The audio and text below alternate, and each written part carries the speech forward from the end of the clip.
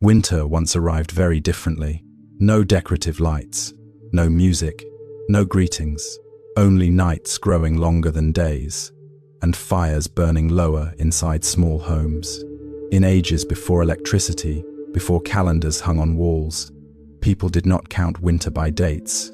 They counted it by the wood left in storage, by the grain remaining after harvest, by breath turning to smoke in a silent kitchen. Winter then did not carry joy. It carried a question. Had this family prepared enough? Could this village endure the long night together? Would the mistakes of the warm season be demanded back? Before Christmas became a season of kindness, winter was a test, not only of the body's endurance, but of human order itself. Who worked thoroughly, who neglected their duties, who kept their word, who crossed boundaries. In prolonged cold, small things grew heavier than ever. Across Europe, in communities separated by thousands of miles, the same quiet idea took shape. Winter could not be only weather. It had to have memory. It had to have something that watched. It had to have a way to remember what people had done before the snow fell. No one spoke this aloud. But stories began to appear. Figures stepping out of deep forests, knockers at doors in the night, beings that counted labor, named hunger, or tested the thresholds of each home. They were not created for entertainment. They existed to remind that in winter, not everyone would be kept warm equally. Before Christmas lights softened that memory, winter held a different role. It was judgment. And what is striking is this: winter never needed to speak to perform it. It only needed to be present, silent, patient, as if waiting to see how this community, this household, this person would live when everything grew scarce. For when the night grew long enough and fire became the center of the world, every action left a trace, and from those traces, people began to give winter a face, not to inspire meaningless fear, but to understand that the cold season did not arrive by chance. It arrived to measure. From that moment on, winter was no longer an invisible void. It became a silent arbiter, and everything that followed, the beings, the rituals, the stories, was simply how humanity learned to live alongside that judgment. In ancient societies, winter never arrived without warning. It was always seen from far away. Days shortened. The ground hardened beneath foot. Livestock had to be brought into shelter. Food had to be rationed. When the warm season closed, every earlier decision began to reveal its true weight. A task left unfinished. A promise not kept. A storehouse not checked carefully enough. In winter, nothing was small. This was when order became most fragile. Not because people grew weaker, but because they depended on one another more than ever. In a small village, one person's laziness could leave the entire community hungry. One family's selfishness could fracture the chain of survival for many others. When cold endured, there was no room for pretense. Winter forced everything into the open. It was within this context that winter was gradually given a role, not as an enemy, not as an all-powerful god, but as an arbiter. Winter did not create laws. It merely enforced them. It did not care about intention. It cared about outcome. Communities without written law needed a way to preserve order when no one was watching. Stories became the most effective tool, not because they were beautiful, but because they endured. A story told long enough outlives any command. Instead of saying, "Work hard," people spoke of those who would come if work was neglected.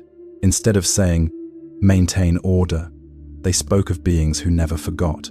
Instead of explaining consequence through reason, they gave consequence a face. This did not grow from superstition. It grew from survival.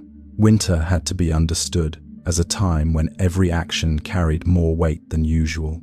When fire was scarce, food limited, and darkness claimed most waking hours, a community could not rely on random goodwill.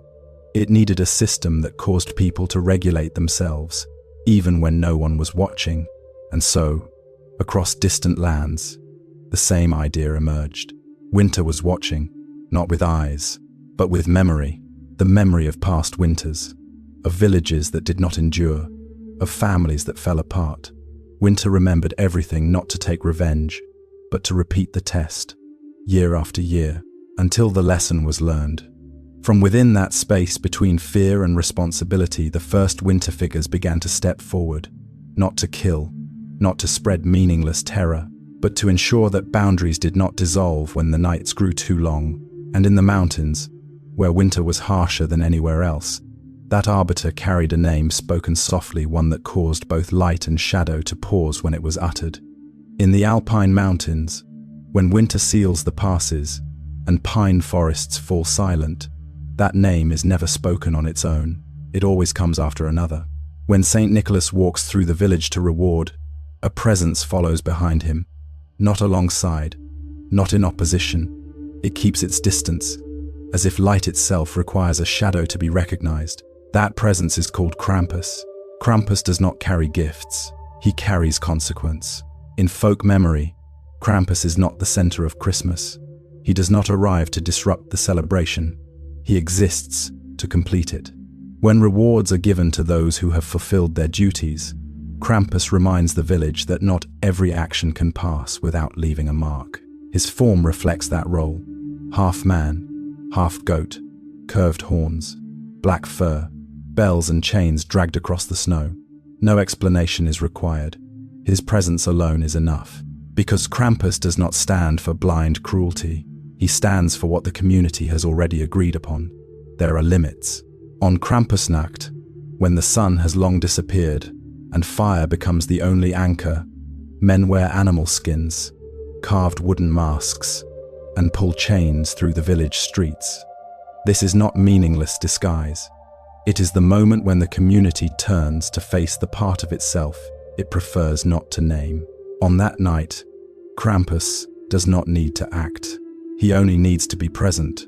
The ringing bells are not meant only for children. They are meant for adults. They remind everyone that winter watches not with emotion, but with memory. That what was neglected in the warm season does not vanish when snow begins to fall. What matters is that Krampus never appears unexpectedly. He is anticipated, permitted, given a precise span of time, then withdrawn. Because the community understands that fear is only useful when it is contained, when it is bounded, when it serves order rather than consuming it. Krampus does not stand outside society. He is created by it. When Christianity spread, that figure did not disappear. He was bound, placed behind a saint, yet his position remained unchanged. He was still the part that light could not carry on its own. The reminder that kindness, without boundaries, becomes fragile in a long winter. Krampus does not need to be liked. He needs to be remembered. Because in the logic of the ancient winter, order does not survive on promises. It survives because something always stands there, in the dark, ensuring that every action has a cost. And when the light moves on, that shadow remains silent, patient, waiting for the moment when winter must once again be measured. In places where winter was not only cold, but empty, judgment took on another form. No bells, no dragging chains. Only absence stretched long enough for everything to begin to fracture. In Iceland, where wind never truly rests and winter light survives only as a thin memory, people did not fear winter for its darkness. They feared it for hunger, a hunger that did not arrive in a single night, but accumulated through small failures, through unfinished work, through loosened bonds within the household. And to give that hunger a name, they told stories of Grilla. Grilla did not walk through villages to observe. She listened from afar, from high mountains, from caves where winter never fully withdrew. In legend, she was a towering ogress who carried a great sack, hunting, misbehaving children to cook in her pot. But beneath the terrifying image lay a very real concern. When discipline inside the family collapses, winter no longer needs to act. Grilla does not judge morality. She reflects breakdown. In a society where survival depends on collective rhythm, disobedience is never merely personal. It signals that the shared structure is weakening. And once that structure fails, hunger finds its way inside. With Grilla comes the Yule cat, not an ordinary animal, but a final test. In Icelandic tradition, the Yule cat hunts those who lack new clothes when Christmas arrives. This detail is not random superstition. New clothing is proof that spinning was finished, that wool was processed before snow sealed the fields, that the household prepared in time. The Yule cat does not ask why. It responds only to the outcome. If Krampus represents public consequence, then Grilla and the Yule cat represent what happens when no one is left strong enough to judge, when the community has allowed things to slip too far. There, winter needs no mask. It performs its work directly. These stories were not told to frighten children. They were told to adults, to those who understood that in winter, preparation was not a choice. It was the condition for being allowed to remain. And once hunger had a name, once consequence had a shape, winter did not stop there. In some places, people chose to confront it through discipline. In others, they chose a different path, not to drive winter away, but to allow it to enter within limits, and then send it off at the proper time. Not every place chose to resist winter. In some lands, people chose to invite it in. In Wales, as the old year neared its end and the long nights still ruled, a pale figure appeared along village roads. It did not arrive alone. It did not arrive quietly. Singing came first, then a bleached horse's head, bare teeth swaying beneath torchlight. They called it Mari Lwyd. Mari Lwyd does not break down doors. She challenges. From outside, the group sings to ask entry. From inside, the household replies with verses of refusal. Back and forth they go, line by line, rhyme by rhyme, not to win, but to test the boundary. When the door finally opens, Mari Lwyd crosses the threshold, bringing laughter, temporary disorder, and the sense that order has loosened, yet not been broken. What matters is not the horse's skull, it is the threshold. Mari Lwyd represents a moment many cultures fear, the time between 2 years, when old rules have worn thin and new ones have not yet formed. In that space, chaos cannot be fully driven away. It can only be acknowledged for a permitted span of time. Unlike Krampus, Mari Lwyd does not judge. Unlike Grilla, she does not carry final consequence. She tests whether the community still knows how to remain together. In the ritual of Ponko, those who refuse to sing, refuse to answer, refuse to open the door, place themselves outside the communal circle. And in winter, isolation is more dangerous than any creature waiting in the cold. Mari Lwyd, in her own way, forces participation, forces encounter, forces laughter, forces chaos to pass through rather than accumulate. When drink is poured and bread is shared, Mari Lwyd departs. She does not stay the night. Chaos has been invited in, recognized, and escorted out at the proper moment. Order returns not because it is stronger, but because it has been tested. Within this winter logic, people understood an old truth. Not everything must be driven back with fear. Some things must be allowed across the threshold, so the new year can begin without carrying what was left unresolved. And as the singing fades along the misted road, winter shifts its rhythm once more. No longer judgment, no longer hunger made visible. Only a quiet question remains. What will hold the world together when fear is no longer enough? After judgment, after hunger, after chaos has been invited in and then escorted out, winter does not leave humanity with a loud departure. It retreats in silence, and it leaves behind something fragile.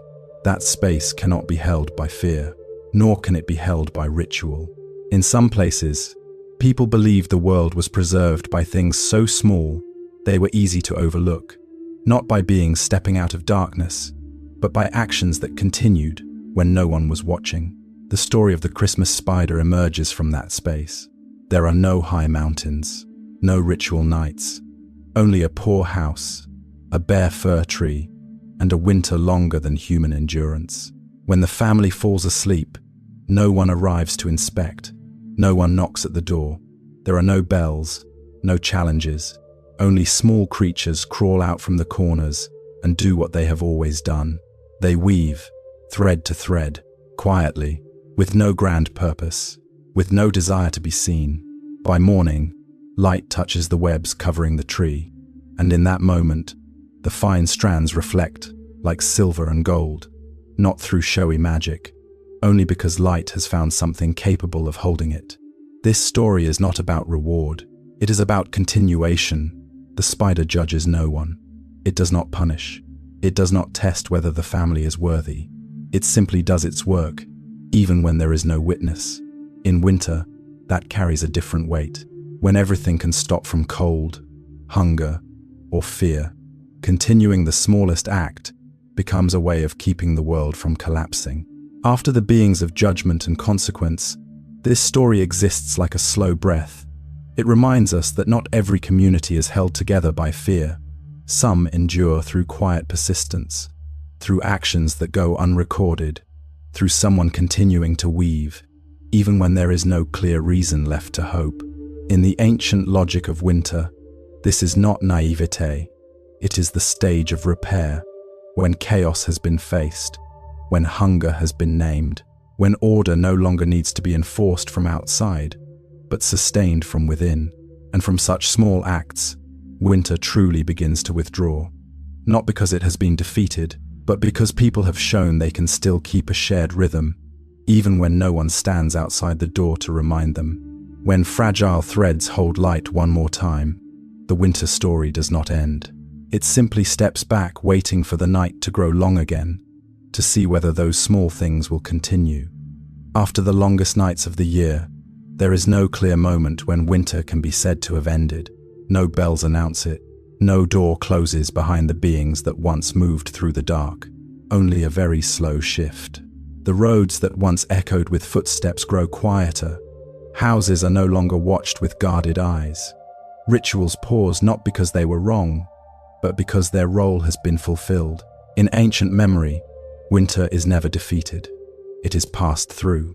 The beings that once appeared the judges, the namers of hunger, the figures of chaos, and the quiet hands that stitch the world back together do not vanish. They withdraw, from presence into memory, from action into sensation, from public ritual into the smallest choices of daily life. What remains is not fear, it is awareness. An awareness that, for a time, every action carried more weight than usual.